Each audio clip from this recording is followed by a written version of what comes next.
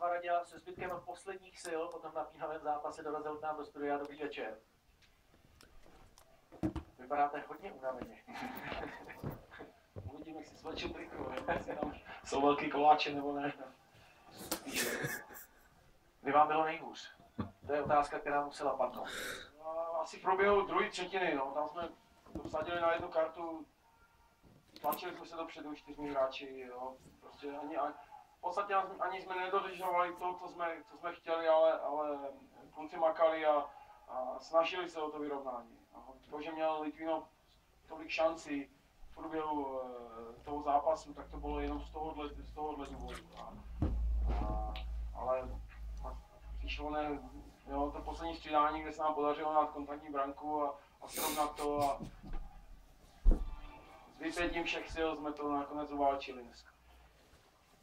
Dá se říct, že konečně jste překonali Pavla Francouze. Tohle pro vás musí být, kromě toho samozřejmě, že jste tekli skutečně hokejovému hrobníkovi z hokejky, další důležitý moment, že se ukázalo, že i tolikrát opěvovaný Pavel Francouz dokáže pustit gól. Bůh je jenom jeden. Tady tohleto větu už jsem slyšel, myslím, že dnes, nebo že bylo to včera, takže podle toho my jedem a podle toho budeme snažit řídit.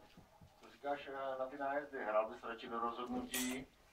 A nebo ty nájezdy si myslíš, že v této fázi jsou lepší? Já bych hrál do rozhodnutí, ale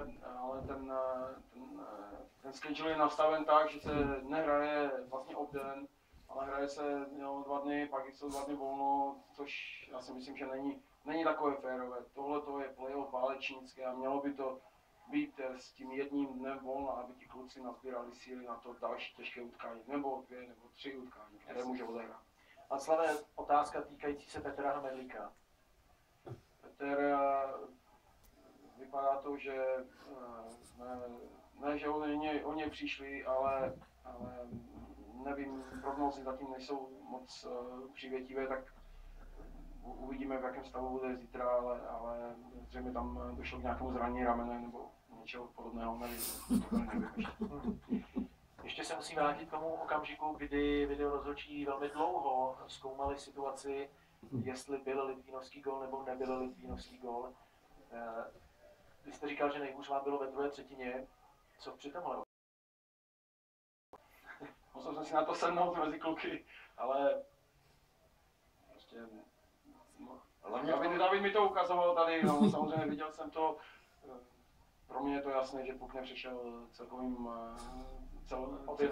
objevem na nějakou čáru, takže pro mě to bylo jasné. Samozřejmě na 3, jak jsem seděl, tak mi nebylo nejlíp a už to ve mně tak nějak bublalo, že je konec, nebo že už to prostě nepůjde dál, ale nepátral si. Tak to někdy je. Nepátral si, u hráčů si nezjišťoval, kdo u toho byl. Ne, já jsem věděl, kdo tam byl. Já střídám obránce, takže jsem věděl, kteří obránci tam byli, kteří to měli prsty.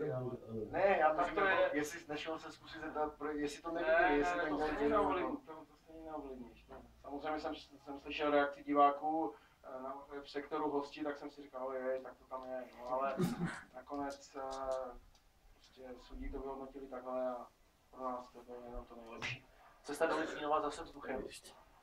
Zřejmě ano, samozřejmě budeme chtít, tohleto utkání nás stálo spoustu sil a budeme chtít síly pošetřit, takže zítra ten program pro nás bude totožný jako před minulým dvojzápasem. Václave, díky za vaše odpovědi. Taky vám děkuji, pánové. Jakub Klapiš,